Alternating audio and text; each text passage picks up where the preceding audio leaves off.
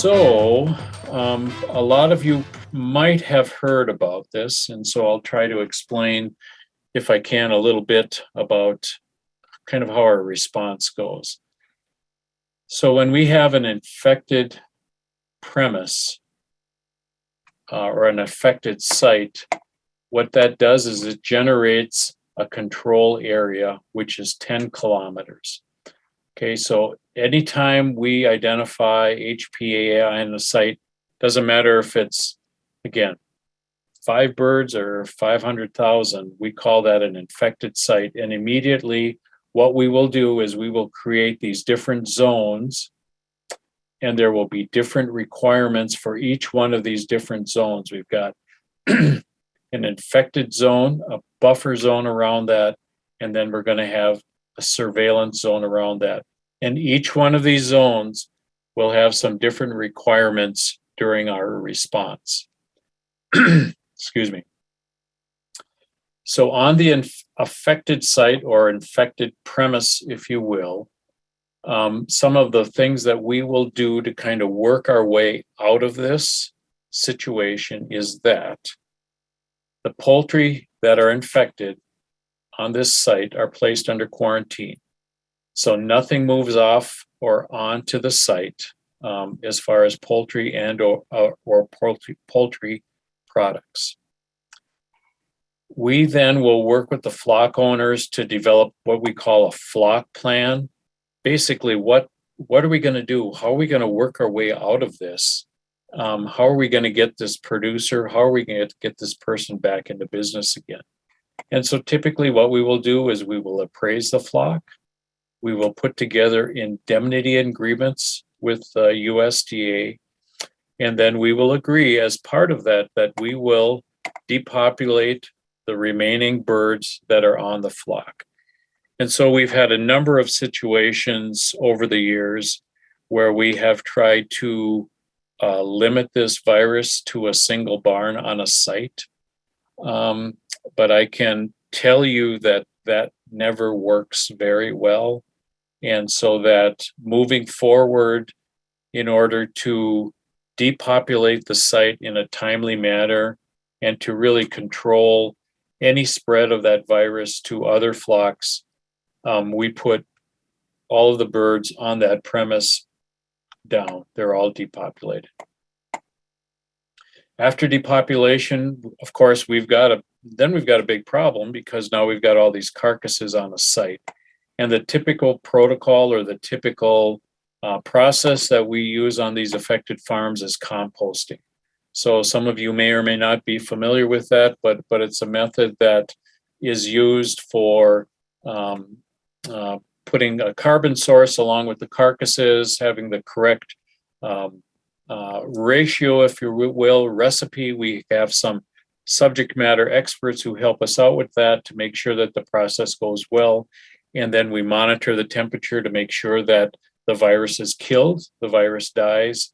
And then after a certain period of time, we can then recycle that material and not necessarily send it to a landfill or not even bury it. It really is okay material for field application after the virus has been eliminated.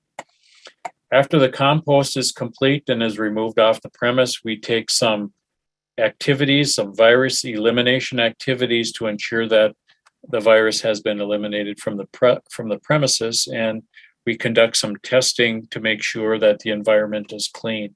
And so this can be a combination of heating up buildings to a complete wash down with disinfectant to eliminate the virus from the premise. And if there are no hosts around, the virus will die. So part of that process is getting rid of all the birds, getting rid of all the organic material, and then using some type of a process to then do that final elimination of virus on the premise.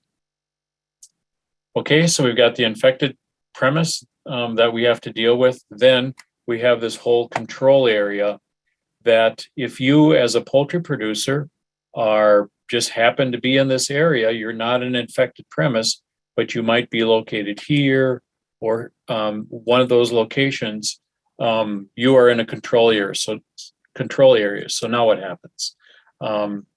Well, first of all, we have to establish it. So it's 10 kilometers, as I mentioned.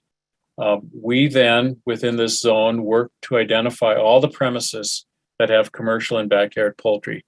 And a lot of you, your sites are already in our Board of Animal Health database because we have done some work with you in the past.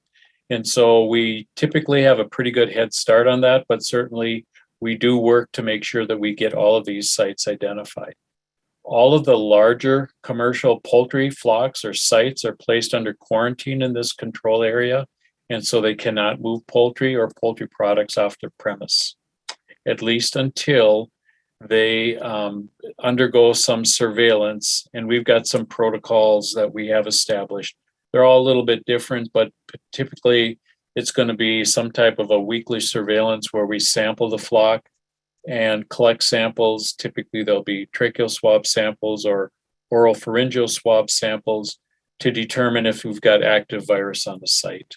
And then we want to make sure in this control area that we do enough testing so that we are confident before we lift any quarantines off the premise.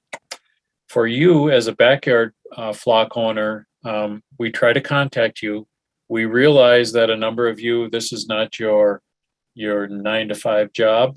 And so that we often find a lot of producers or flock owners not home. So we will leave information at your site with a phone number, contact information. And if you're home, we'll talk to you. We ask you if you have any poultry. If your poultry seems to be doing okay, there's no clinical signs, they're not sick, we might not necessarily test them. We really don't have to. But we certainly want to make sure that if they are sick, they are sampled. We take a look at them and make sure that they are not infected with virus.